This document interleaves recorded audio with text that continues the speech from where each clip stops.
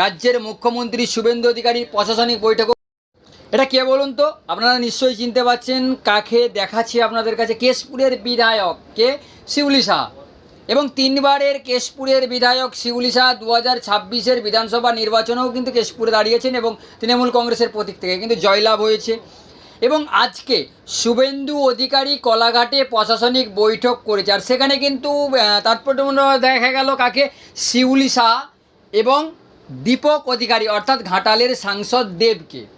সেখানে শিউলি শাহ কিন্তু বলছেন যে আগে কথা বলতে পারতো না বিরোধীরা, কিন্তু এখন প্রশাসনিক বৈঠকে এসে আমি যেরকম আমার কথা বললাম এবং ধীরের রায় তিনি তিনার কথা বললেন, অর্থাৎ কেশপুরের রায়। অপরদিকে কিন্তু জুন মালিয়া সাংসদ এবং দেব, সেখানে কিন্তু শিউলি শাহ যে কথাগুলো বললেন কেশপুরের উন্নয়ন নিয়ে, কেশপুরের যে ঘাটালের যে মাস্টার প্ল্যান যে কেশপুরের অধীনে কিছুটা পড়েছে, সেই উন্নয়নের কাজ কিভাবে হবে এবং দেবও বললেন এবং শিউলি শাহও বললেন। আর সরাসরি সেই চিত্র কলাঘাটে যে প্রশাসনিক বৈঠক শুভেন্দু অধিকারী অর্থাৎ রাজ্যের মুখ্যমন্ত্রী শুভেন্দু অধিকারীর প্রশাসনিক বৈঠকেও কিন্তু শিউলি ডাক পেলেন এবং কি বলছেন শিউলি শাহ। কিন্তু শিউলি শাহ এখন কোন দিকে সেটা কি আপনারা জানেন? এই মুহূর্তে সরাসরি শিউলি শাহ কি বলছেন তা একবার শুনে নেওয়া যাক। সম্পর্কে বললাম, উনি অনেকগুলো ক্ষেত্রে সঙ্গে সঙ্গেই উনি সচিবদের সঙ্গে কথা বলে নির্দিষ্ট ডিপার্টমেন্টের সঙ্গে কথা বলে উনি ক্লিয়ার করে দিয়েছেন যে করা যাবে কিনা। যে প্রপোজাল দিয়েছেন একদম ওখানে বসেই উনি সিদ্ধান্ত নিয়েছেন করার জন্য, যেগুলো পারা যাবে করার জন্য বলেছেন। হ্যাঁ, ঘাটাল মাস্টার প্ল্যান বাস্তবায়িত হলে আর কেশপুর ডুববে না, চন্দ্রকোনা ডুববে না, ঘাটাল ডুববে না, দাসপুর ডুববে না।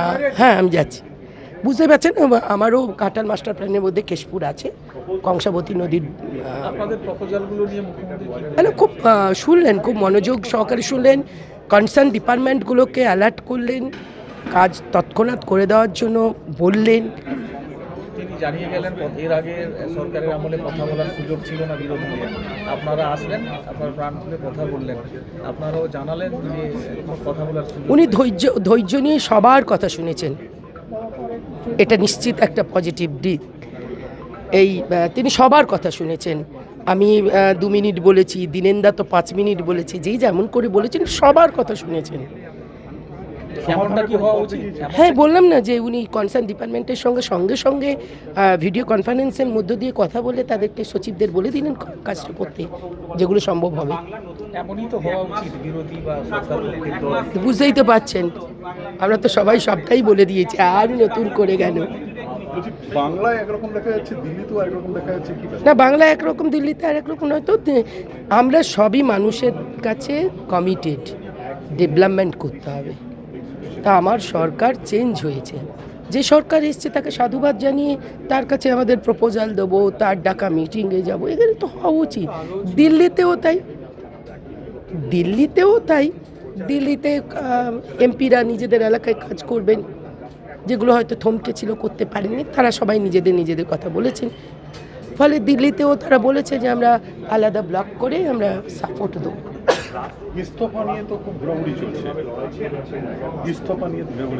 জেলা পরিষদের সভাপতি, সেটা যে যার ইস্তফা দিচ্ছে সেটা তাদের ব্যাপার, তাদেরকে জিজ্ঞেস করুন। আপনার দলে দিচ্ছে, তার মনে হয়েছে দিচ্ছে, তার আমার এই ব্যাপারে বলার কিছু না, আমি আমারটা দিয়েই বলতে পারবো। মুখ্যমন্ত্রী হিসাবে পজিটিভ দিক এটা দেখলেন, পজিটিভ দিক তো নিশ্চিতভাবে অ্যাডমিনিস্ট্রেটিভ মিটিংয়ে আমাদের ডেকে পাঠানো। এর আগে আমরা বিধানসভাতে একবার মিট করেছি, বিভিন্ন জেলাগুলোকে নিয়ে তিনি মিটিং করেছেন। তিনি বিরোধী এবং নিজেদের দল সবাইকেই ডেকেছেন। এটা তিনি নিশ্চিতভাবে সবাইকে সমান সুযোগ দিচ্ছেন। এটা তো সাধুবাদ যোগ্য, তো প্রশংসার যোগ্য। এটা বলার অপেক্ষা রাখে না, এটা একটা ভালো দিক ইঙ্গিত করে।